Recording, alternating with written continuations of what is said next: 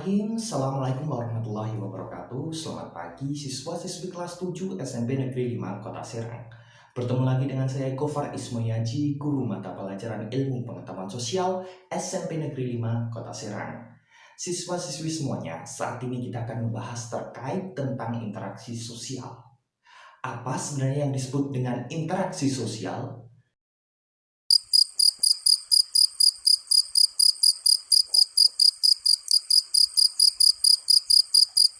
Interaksi sosial adalah hubungan timbal balik antara individu dengan individu, individu dengan kelompok, kelompok dengan kelompok. Perlu siswa-siswi ketahui bahwa interaksi sosial itu bisa terbentuk karena ada dua faktor. Yang pertama, itu syaratnya harus ada kontak sosial. Kontak sosial bisa terjadi secara langsung maupun tidak langsung. Nah, secara langsung manakala dua individu itu saling bertemu atau dua kelompok saling bertemu, bertatap muka tanpa penghalang, kemudian itu disebut dengan kontak sosial langsung. Nah, kalau kontak sosial tidak langsung itu melalui perantara. Nah, siswa-siswi bisa bayangkan, sekarang saya dan kalian itu disebut kontak sosial langsung, apakah tidak langsung? Ayo, mana yang benar?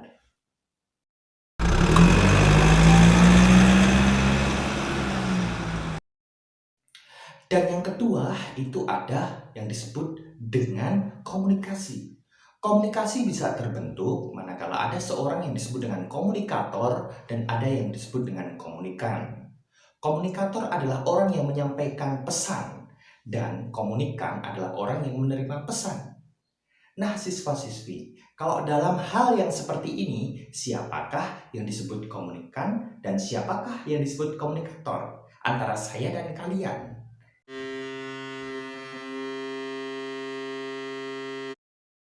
Nah, dalam interaksi sosial itu dikenal dua bentuk interaksi. Yang pertama itu disebut dengan asosiatif dan yang kedua itu disebut dengan disosiatif. Ya.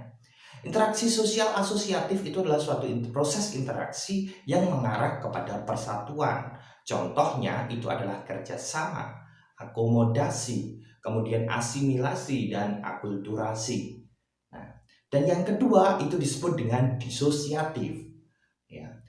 Disosiatif itu adalah proses interaksi yang mengarah pada perpecahan atau mengurangi solidaritas antar kelompok. Bisa berbentuk kompetisi atau persaingan, kemudian kontravensi, dan kemudian yang ketiga adalah konflik atau peperangan. Nah, siswa-siswi, tentu kalian semua sudah paham kan terkait tentang bentuk interaksi sosial? Nah, kalau kalian sudah paham, di sini Bapak ingin menyampaikan gambar kepada kalian.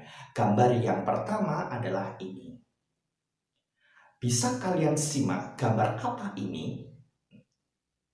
Di gambar ini ada aktivitas apa? Ya, kalian amati siswa-siswi. Dan gambar yang kedua adalah ini. Ini adalah gambar apa? Dan silahkan kalian simak dan kalian pelajari. Nah, siswa-siswi, setelah Bapak menampilkan gambar 1 dan gambar 2 tadi, tentu kalian mempunyai pertanyaan terkait gambar itu. Nah, silahkan kalian diskusikan kepada kelompok kalian, siswa-siswi semuanya. Nah, nanti di dalam LKPD silahkan kalian kerjakan. Di gambar 1, misalkan tadi, itu adalah gambar apa ya?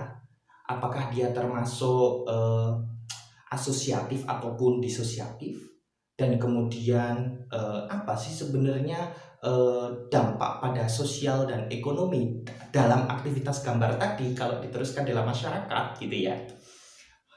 Dan gambar yang kedua tadi bisa kalian amati, gambar apa itu bisa kalian terangkan nanti sesuai dengan apa yang tercantum dalam LKPD, dan kemudian di situ silakan kalian klasifikasikan dia dimasuk gambar yang mana, apakah dia termasuk asosiatif atau disosiatif, dan kemudian dampaknya apa sih dalam sosial dan ekonomi jika aktivitas yang demikian itu diteruskan dalam masyarakat gitu ya.